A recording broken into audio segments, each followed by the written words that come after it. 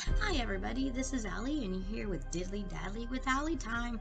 We're just going to go over a few random facts out there that I found, and yes, this is my very first video, and no, I'm not going to go into a bunch of personal stuff and talking about myself. We're just going to get right into the video, so let's get started. Number 5. Are you a fan of the Goonies? Do you remember the Inferno? Well, maybe you will like this little bit of information. It seems that the Spanish vessel that went missing in 1693 while traveling from Philippines to Mexico may have finally have pieces of its ship that is showing up. The 17th century ship has timbers that have been found in caves along the coast in Oregon. Now, originally, it was thought to have sank near the Naikami Mountain, and reasons for that is because of chunks of beeswax. The beeswax, which was being carried in its own cargo, was washing ashore on the Nilam Bay. This is supposedly the same ship that gave inspiration to the great Steven Spielberg for coming up with the movie The Goonies. Now, some are hoping that because these timbers are showing up, that hopefully that means the ship is intact somewhere. However, at this time, the ship itself has not been found, and unfortunately, it may never be. Now, analysis have been done on the hardwood, and because of not only of its age, but the variant of the wood, it does match up to what could have been used for the ship back in the day. Now, experts and historians are inspecting and studying the wood very carefully. It is all currently being held at the Columbian River Maritime Museum. Okay, glasses are coming on, guys. Sorry, I need to be able to see. Let's move on to the next number 4. So, are you a fan of artificial intelligence? How about Elon Musk? Well, get ready, because come September, there's going to be, hopefully, both of them coming together.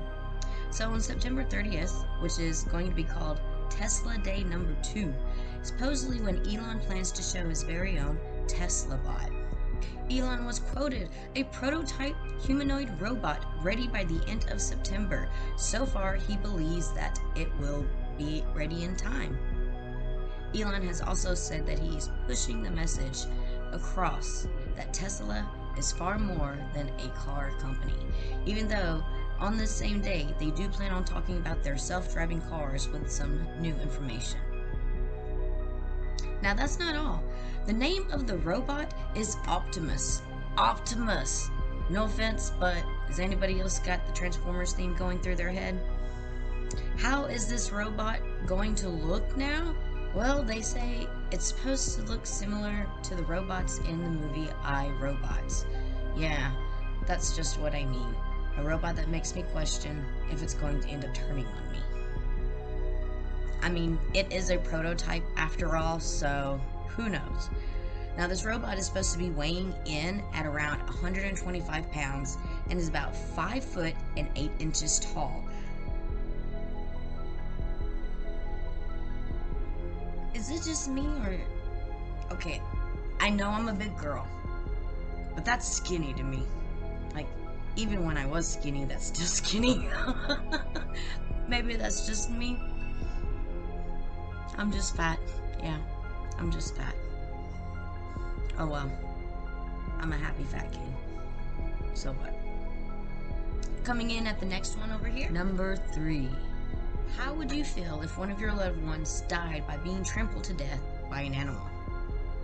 How would you feel if it was by an elephant? No, wait. How would you feel if they were trampled to death by an elephant, and then the same elephant attacked the corpse at the funeral? Yeah, that happened. Maya, a 70-year-old woman who was collecting water by a nearby forest, was attacked and trampled to death by an elephant. Doctors did try to save her as she was rushed to the hospital, but she was pronounced dead by the time of arrival. But then at the funeral, the same elephant returned, picking up the corpse and attacking it again. It was said the elephant called others, which then all stormed and trampled the village together. In recent years in India, there has been an increase of elephants attacking its residents. There are efforts being made to decrease this activity. However, no one truly expects it to completely go away. My deepest condolences to the family. Number 2. Canada trying to get in contact with the USA for data over unidentified flying objects and nuclear security. Now, back in May, the Department of Energy was listed as a partner by the Pentagon's current UAP's office in their first public congressional hearing on UFOs in over 50 years. Then on June 16, a tweet was made that Canadian government officials posted and sent letters, with a section of the letters reading, and I quote, "We have reached out to counterparts in the United States Department of Energy regarding the Office of the Director of National Intelligence preliminary report on UAPs to learn more about its perspective in order to help inform analysis and action in Canada." Well, then.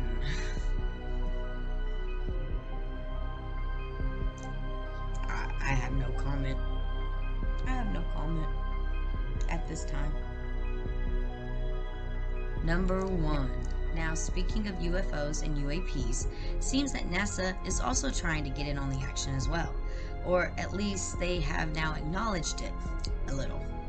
On the official NASA website, they have acknowledged that they are setting up an independent study on UAPs.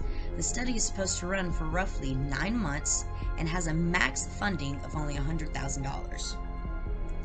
Now, however, that doesn't mean that NASA believe that this has anything to do with extraterrestrials, as their website states, and I quote, "There is no evidence UAPs are extraterrestrial in origin." So, they're a little, it's a start, it's something. I mean, who knows? Are we alone? Are we not? Who knows? Who knows?